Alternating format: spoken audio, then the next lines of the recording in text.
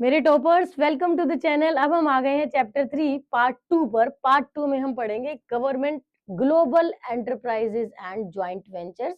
Global enterprises MNCs, multinational corporations. जब कोई business दो या दो से अधिक देशों में होता है उसे आप कहते हो एमएनसीज। अब एमएनसी हमारे लिए अच्छा है या बुरा है? बेटा, if you are from developed economy it means this is good for you, maximum इसके फायदे उठाने वाले हो। But if you are from developing economy तो फायदे कम और नुकसान ज्यादा है। वो हम डिटेल में पढ़ेंगे किसी चैप्टर में, यहाँ इतनी ज्यादा डिटेल आपकी नहीं है। तो यहाँ आपका सबसे पहले मीनिंग, सबसे पहले है मीनिंग।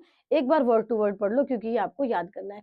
यहाँ जो डिस्प्ले पे है ना बेटा, कम से कम इतने शब्द तो आपको याद करने हैं, तो प्लीज उन्हें लिख लिया करो।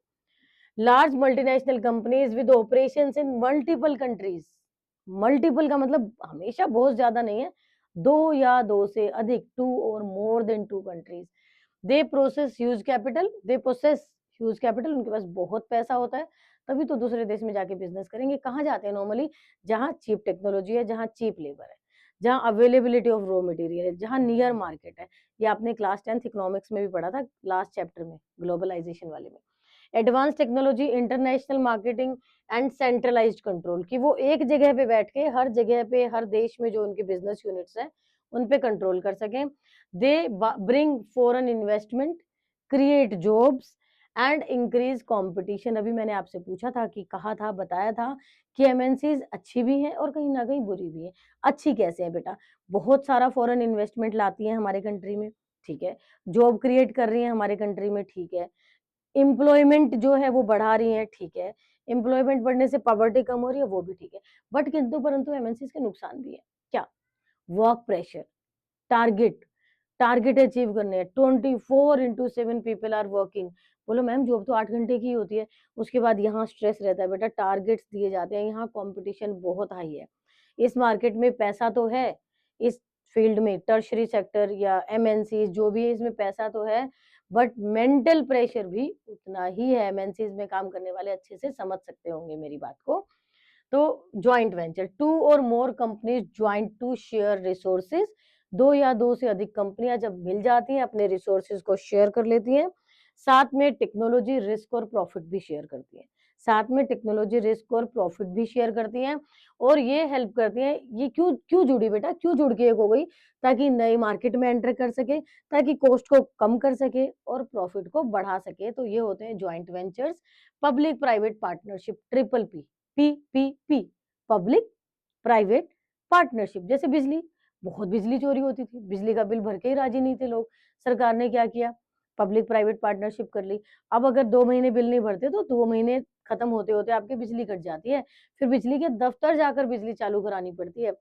B very particular in filling your business bill. Business bill भरना है, बिजनेस बिल कह रही हूँ, बिजली बिल आपको भरना है, पेरेंट्स को याद दिलाना है, या जो भी चीजें हैं उस कॉन्सेप्ट को आप बस समझ लो। पीपीपी क्या है?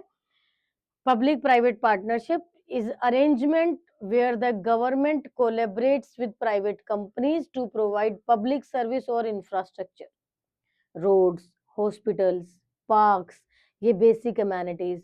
पब्लिक को कौन देता है? सरकार देती है। हॉस्पिटल्स हो गए, एयरपोर्ट्स हो गए। गवर्नमेंट क्या करती है? जमीन देती है, सिक्योरिटी प्रोवाइड करती है। और प्राइवेट सेक्टर क्या करते हैं बेटा? एफिशिएंसी, टेक्नोलॉजी और इन्वेस्टमेंट की हेल्प से काम कर देते हैं। जैसे कि मेट्रो, मेट्रो बेस्ट एग्जांपल है। सरकार ने जमीन दे दी और जो बड़ी बड़ी कंपनी आई उन्होंने मेट्रो पिलर, हवा में मेट्रो चला दी। पहले, सालों पहले क्या हम सोच सकते थे कि रेल हवा में चलेगी? हवा में बोलो कि एक ट्रैक तो है, लेकिन ये बड़ी बड़ी कंपनियों के सहयोग से ही पूरा हो पाया। तो यहाँ हमने बताया स्मार्ट सिटी प्रोजेक्ट हो गए और मेट्रो एक एग्जांपल हो गया, मेट्रो मॉडल। और अगर डेफिनेशन कहो तो कोऑपरेशन, कोऑपरेशन मिलकर काम करना between public and private sector. Public और प्राइवेट दोनों मिलकर काम कर रहे हैं।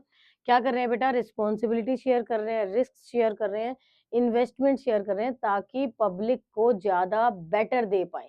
मेट्रो बना दी, ठीक है, सरकार पैसा कमा रही है, ठीक है, जिस बड़ी बड़ी कंपनियों ने पैसे लगाए थे उन्होंने भी पैसा कमाया, लेकिन फायदा तो हमें ही हो रहा है ना, इस पब्लिक, हमें ही बेसिक एमिनिटीज मिल रही है, एसी में ट्रेवल कर रहे हैं हम आराम से। तो दिल्ली मेट्रो मॉडल मैंने आपके लिए यहाँ लिख दिया कि अगर मेट्रो बनानी हो तो गवर्नमेंट क्या करती है बेटा? लैंड दे देती है, अप्रूवल दे देती है, सेफ्टी देती है, सपोर्ट देती है, कानून पास करवा देती है। अब प्राइवेट कंपनियां क्या करती हैं बच्चा? टेक्नोलॉजी लेके आती हैं, रॉ मटेरियल लेके आती हैं, ट्रेन, मशीनें, ये बड़ी बड़ी क्रेन लगी हुई हैं, वो सब लेकर आती हैं और एफिशिएंटली काम कर देती हैं। तो हम ये कहेंगे कि जैसे टिकट का पैसा, जब तुम मेट्रो में ट्रेवल करते हो तो टिकट का पैसा किसको मिलता है, सरकार को या इन बड़ी बड़ी कंपनियों का, वो इनका अपना एग्रीमेंट होता है। हो सकता है बड़ी बड़ी कंपनियां ये कह दें कि जब तक कि हमारा खर्चा पूरा नहीं हो जाता तब तक हम टिकट लेंगे, उसके बाद आप ले लेना। जो भी इनका अरेंजमेंट होता है, जो भी इनका एग्रीमेंट होता है, उसके हिसाब से होता है। तो ट्रिपल पी सरकार plus private company, triple P सरकार प्लस प्राइवेट कंपनी, और फायदा किसका बेटा, पब्लिक सर्विस का बेहतर सिस्टम। तो यहाँ आपका खत्म हो जाता है चैप्टर 3, और चैप्टर 3 के कंप्लीट होने के साथ साथ अब आपको करने होंगे क्वेश्चन आंसर। नेक्स्ट वीडियो में हम स्टार्ट करेंगे चैप्टर 4, और जब एक बार आपके चैप्टर्स की सीरीज स्टार्ट हो जाएगी उसके बाद हम करेंगे case based question and competency based question. अभी तक चैनल को बिल्कुल भी तुमने सब्सक्राइब नहीं किया है, प्लीज सब्सक्राइब कर लो और अपने दोस्तों को भी फॉरवर्ड कर दो। All the very best.